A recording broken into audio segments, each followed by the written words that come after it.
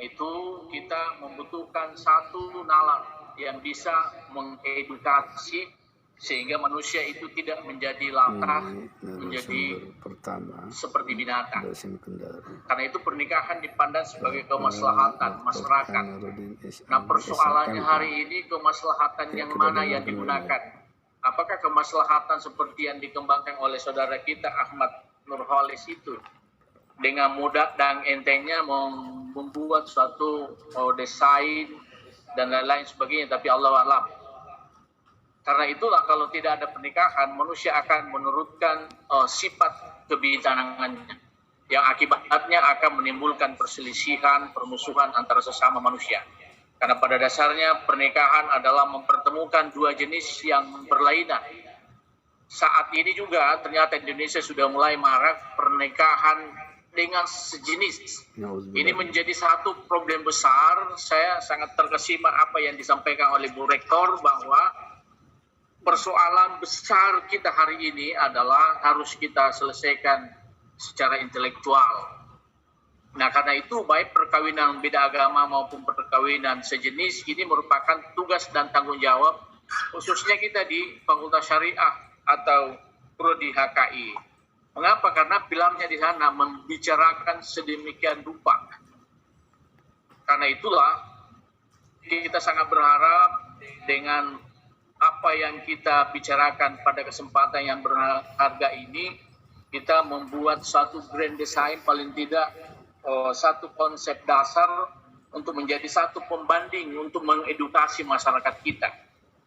Ya, kemarin juga saya sudah mulai khutbah di masjid untuk menjelaskan tentang bagaimana efek dampak negatifnya berbeda atau menikah berbeda agama. Nah, karena itulah perkawinan satu jalan pertemuan lawan jenis, bukan sama jenis. Ini yang harus menjadi satu pekerjaan rumah besar kita di Fakultas Syariah, ya, terutama juga di Pasca Prodi HKI. Nah, karena ini adalah pertemuan lawan jenis yang diinginkan oleh Allah, kata Allah itulah selalu menjadi satu prolog pembicaraan awal dari awal sampai hilir, ya. Karena itulah perlu institusi. Institusinya apa? Saya kira dalam lembaga-lembaga keagamaan yang tentu yang saya maksudkan adalah lembaga keluarga kita, lembaga-lembaga yang menangani persoalan-persoalan kekeluargaan, bukan persoalan HAM yang mengatasnamakan dan lain-lain, ya. Karena itulah menjadi pertanyaan besar kita hari ini adalah bagaimana dengan nikah beda agama. Dalam rumusan teori saya kira kita tidak perlu lagi membicarakan panjang, karena sebenarnya persoalan ini sesuatu yang tidak perlu lagi kita diskusikan. Sudah final sebenarnya, tetapi karena ada kelompok tertentu yang selalu mencoba membuat satu teori konspirasi yang menjadikan bahwa sesungguhnya menikah dengan siapa saja boleh, ya. Nah, ini yang jadi persoalan kalau sudah pertanyaan seperti itu, menikah siapa saja boleh. Nah, saya mungkin tidak perlu membaca secara tuntas teori-teori yang kami sajikan atau saya sajikan, bahwa misalnya nikah beda agama itu adalah satu pernikahan, ya, yang dilakukan oleh laki-laki dan perempuan, tidak didasarkan pada satu agama tertentu, tetapi dilakukan dengan masing-masing berdasarkan pada agamanya. Ini juga tadi sudah dijelaskan prolog oleh moderator pembawa acara, sehingga memang kita harus ingin memperkuat, menajamkan apa sesungguhnya yang terjadi di balik itu. Nah, kemudian kehadiran Undang-Undang Nomor 1 tahun 74 junto Undang-Undang 16 2019 tentang perkawinan, ini sesungguhnya tidak dapat memberikan perlindungan hukum secara utuh. Ini harus kita akui. Dalam setiap fenomena perkawinan, khususnya dalam perkawinan beda agama di Indonesia, sebab suatu ikatan pernikahan disahkan berdasarkan hukum agama, namun HAM sebagai hak istimewa yang menegaskan kebebasan melangsungkan perkawinan dan memeluk agama. sebagai hak dasar yang tidak dapat diintervensi oleh siapapun. Ini menjadi sesuatu yang problem bagi kita. Nah, saya mencoba mengutip satu statement yang disampaikan oleh mantan Menteri Agama kita, bahwa Islam itu memaknai pernikahan sebagai peristiwa sakral. Nah, kelompok HAM itu tidak masuk dalam kategori ini, bahwa berusaha ikhlas. Menikah itu adalah sesuatu yang sakral. Dia diibaratkan bahwa setelah terjadi satu pencatatan, oke-oke saja. Padahal kalau kita mau refleksi, misalnya para orang-orang tua dulu kita, ya, menikah itu kata orang-orang dulu kita yang punya ilmu yang luar biasa, para ulama, dia mengatakan tidak segampang itu. Bahkan kita disuruh menganalogikan sebelum kita menikah harus mengelilingi dulu dapur 7 kali nih.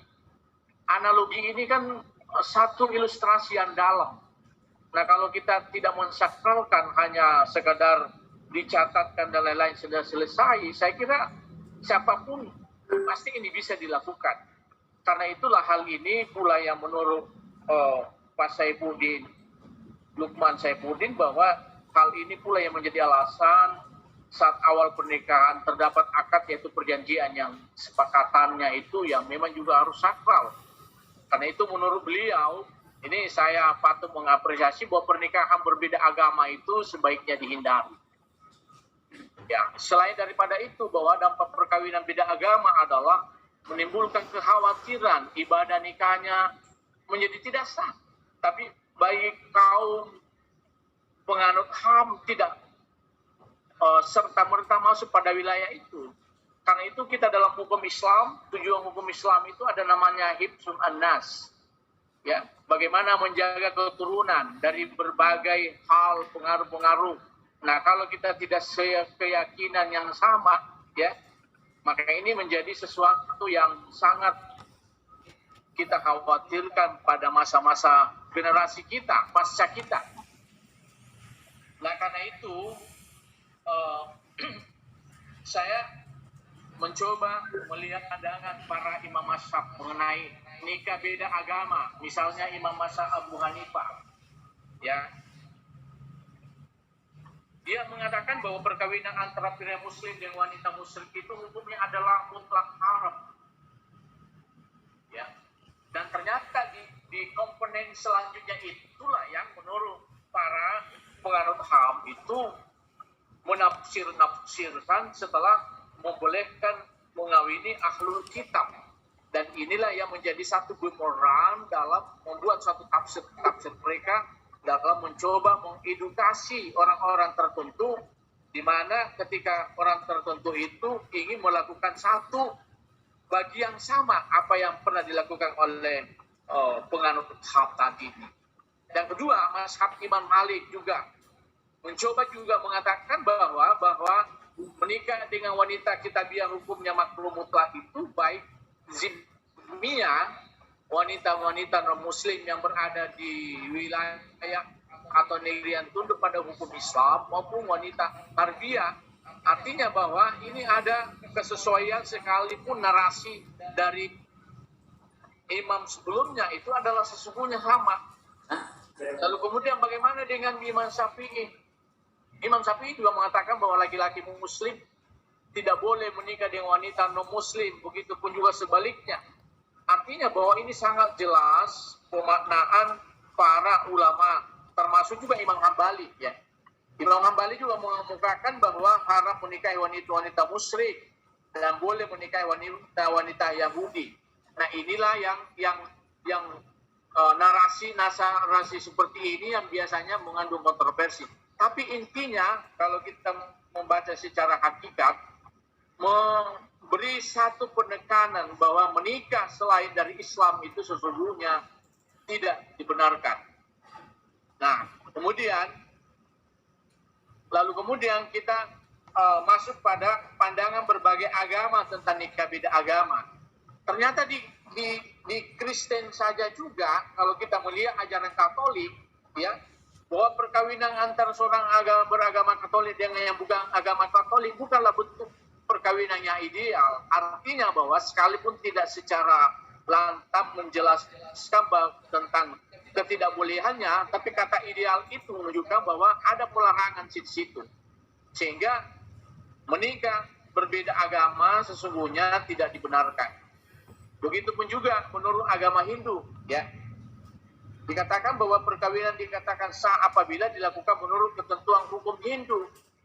Artinya bahwa ketika Islam yang notabene mau menikah dengan orang Hindu, maka dia harus tunduk pada ketentuan Hindu. Artinya bahwa dia harus memasuki ajaran Hindu.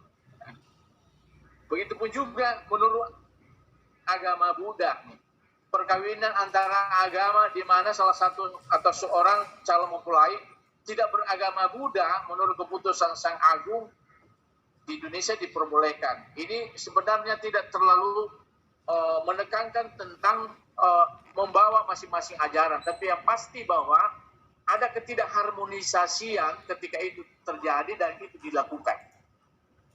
Lalu kemudian menurut agama Konghucu, ya, bahwa pada dasarnya pernikahan berbeda agama juga tidak diperbolehkan karena tidak dapat diteguhkan menurut ajaran Konghucu. Kesimpulannya bahwa ternyata menurut agama, seluruh agama yang diakui di Indonesia, sekalipun ada satu dua yang tidak secara tegas, tapi paling tidak kita mengambil kesimpulan bahwa para agama juga sesungguhnya tidak membenarkan perkawinan antara beda agama. Nah, sekarang kita ingin mencoba masuk pada inti apa yang sesungguhnya kita ingin sampaikan. Yang pertama adalah nikah beda agama antara perintah Allah atau HAM. Ya. Kita mau ikuti perintah Allah atau mengikuti HAM. Karena itulah bagi saudara kita, semua orang Muslim tentunya, mari kita sesungguhnya mengkaji hukum atau ajaran agama kita seperti apa sesungguhnya. Nah, yang bahasa kasar saya bahwa lebih celaka lagi nih, dengan adanya putusan Pengadilan Negeri Surabaya nomor 916 PDTP 2002, ya, dengan memeriksa dan mengabulkan satu pernikahan beda agama yang dilakukan oleh Rizal Adhikara dan seorang Kristen yang namanya Eka Deborah Sidauru, ya. Ini sesungguhnya adalah satu tamparan bagi sebuah perilaku yang sesungguhnya tidak bertanggung jawab nih. Karena itu dalam amar putusannya secara jelas, ini kebetulan ada Pak Hakim yang mencoba melihat, mudah-mudahan ini menjadi satu pelajaran besar bagi kita ini. Dengan mengabulkannya, pertama mengabulkan permohonan para pemohon, yang kedua memberikan izin kepada para pemohon untuk melangsungkan perkawinan beda agama. Ini sesungguhnya menghebohkan dalam dunia hukum di Indonesia kita sendiri. Sekalipun dalam kelompok HAM itu biasa-biasa saja, karena dianggap kalau kita mengikuti penjelasan Ahmad Nurhalis itu bahwa apanya yang bermasalah sesungguhnya ini biasa-biasa saja. Dan ternyata kalau kita melihat jejak rekam beliau itu, dia yang memang yang melakukan pertama dengan seorang Chinese itu. Nah, tentu putusan Pengadilan Negeri Surabaya tersebut itu tentu ini menuai berbagai tanggapan dan pandangan. Paling tidak dalam tulisan ini dapat direspon dengan dua pandangan, yakni dapat dilihat. Yang pertama, bagaimana aspek perintah Allah. Nah, aspek perintah Allah itu menikah iya, karena itu untuk membedakan manusia dan hewan. Menikah itu adalah salah satu perintah Allah, karena perintah Allah maka setiap manusia dapat melaksanakannya. Beberapa ayat yang tentu ini menjadi penguatan bahwa menikah itu penting dan wajib, ya. Misalnya dalam surah Az-Zariyat ayat 49 dijelaskan wa min kulli syai'in khalaqna zawjaini la'allakum tadhakkarun. Segala sesuatu kami ciptakan berpasang-pasangan supaya kamu mengingat kebesaran Allah.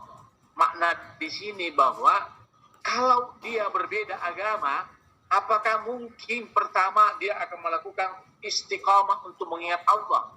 Tentu bagi orang Islam, lizikrillah, mengingat Allah itu adalah punya kaifiat, punya hal-hal yang harus dilakukan. Ya tentu kalau kita mau bersih kita harus melalui wudhu dan lain-lain. Kita tidak terkotori dengan najis dan hadas dan lain-lain. Karena itu penting untuk dipahami. Lalu kemudian ayat yang kedua, ya ayuhan nasu taqu rabbakumul ladzi khalaqakum min nafsin wahidah wa khalaqa minha zawjaha wa batha minhuma rijalan katsira wa nisaa wattaqullaha alladzi tasaaluna bihi wal arham innallaha kana 'alaikum raqiba. Hai sekalian manusia, bertakwalah kepada Tuhanmu yang telah menciptakan kamu dari seorang diri dan daripadanya Allah menciptakan istrinya. Istri ini menunjukkan ada makna bahwa ternyata nikah itu adalah satu bentuk penguatan dalam zikrillah. Kemudian dalam mohon maaf Pak, agak dipercepat. Baik. Oke. Kalau begitu saya ikut. Nah, karena itulah salah satu aspek perintah Allah adalah dijelaskan dalam Al-Quran dalam surah Al-Baqarah ayat 221. Menurut saya secara pribadi inilah satu bentuk perintah yang tidak bisa kita abaikan. Wala tankihul musyrikat hatta yu'minna wala amatun mu'minatun khairan min musyrikatin walau a'jabatkum. Jadi kecenderungan seseorang menikah dengan beda agama itu sesungguhnya adalah karena kecintaan semata, tidak berdasarkan agama. Betul, nah itu yang sesungguhnya perlu dibedah secara tuntas. Nah, Fatwa MUI juga sudah memberikan penegasan bahwa pernikahan beda agama itu haram, ya. Jadi tidak ada jalan lain nih. Nah, ini juga menjadi satu pandangan dari Profesor Kiai Haji Ali Mustafa Yaakob almarhum. Dia mengatakan begini, di antara musibah yang paling berat yang sedang menimpa umat Islam saat ini adalah gerakan untuk membenarkan pernikahan antara pria non-muslim dengan wanita muslim. Ini yang perlu menjadi catatan penting. Ya. Kemudian yang kedua, yang terakhir, aspek hak asasi manusia. Setiap manusia memiliki hak, iya. Tetapi dalam hak itu sendiri, bahwa yang memberikan hak itu adalah Allah. Karena ini yang keliru dalam memahami persoalan HAM itu adalah karena menafsirkan sesuai dengan kepentingannya. Kalau ini dilakukan sesuai dengan kepentingannya, maka pastilah ini akan menjadi problem di setiap saat. Nah, saya terakhir aja ya. Saya masuk di penutup, lalu kemudian, tapi paling tidak, ini ada penguatan nih. Menurut Baharudin Loba, Profesor Baharudin Loba, bahwa dalam Cairo Declaration Human Rights berbeda jauh apa yang disampaikan dengan apa yang dipahami hak HAM oleh Amerika Serikat saat ini. Artinya apa? Bahwa secara tegas menyatakan melarang pernikahan di antara agama. Jadi Cairo Declaration itu sudah ada di pasal 5-nya. Itu menjelaskan bahwa setiap keluarga adalah fondasi dari masyarakat dan pernikahan adalah basis pembentukannya. Laki-laki dan wanita mempunyai hak untuk menikah, tidak ada pembatasan yang didasarkan karena perbedaan ras, warna kulit, atau kebangsaan untuk menikmati hak ini. Karena itu pernikahan, menurut deklarasi Kairo, bahwa pernikahan tidak dapat dibatasi dengan alasan ras, warna kulit, dan kebangsaan. Dalam hal ini perbedaan agama tidak diatur, sehingga dapat disimpulkan bahwa pernikahan yang berbeda agama tidak dihalalkan atau tidak sah. Penutup, bahwa pernikahan merupakan suatu instrumen dalam melegalkan hubungan timbal balik. Iya, tentu sesuai dengan undang-undang perkawinan kita. Jika keluar dari konteks itu, maka itu yang jadi masalah. Nah, masalahnya adalah, padahal ini yang saya masukkan bahwa konstruksi solusinya, ya, karena itu konstruksi solusinya dalam perspektif politik hukum negara dan hukum positif adalah melakukan amandemen, ya, melakukan amandemen, terutama pada pasal 2 ayat 1 dalam Undang-Undang nomor 1 tahun 74 junto Undang-Undang nomor 16 tahun 2019 tentang perkawinan, yakni perkawinan adalah sah apabila dilakukan menurut hukum masing-masing agama dan kepercayaannya. Pasal ini dianggap tidak tegas dan tidak konstruktif, cenderung multitafsir. Karena itu dengan demikian langkah strategis yang harus dilakukan adalah melakukan penyempurnaan dengan memuat beberapa pasal tertentu mengenai ketegasan makna agama dan kepercayaan, sehingga tidak ditafsirkan sesuai kepentingan orang per orang atau kelompok. Selain itu harus memuat pula satu pasal tentang pelarangan nikah beda agama secara tegas dengan dasar pada Al-Quran surah Al-Baqarah ayat 221 dengan mengakomodir perspektif politik hukum negara dan hukum positif, yakni menjaga stabilitas warga negara dengan tujuan untuk menciptakan kepastian hukum yang berwibawa dan keadilan semata, tentu dengan tidak mengabaikan hak asasi manusia. Karena itu dalam melegalkan hubungan tersebut dibutuhkan perangkat hukum yang mendasarinya, sehingga yang dikedepankan adalah semata-mata karena perintah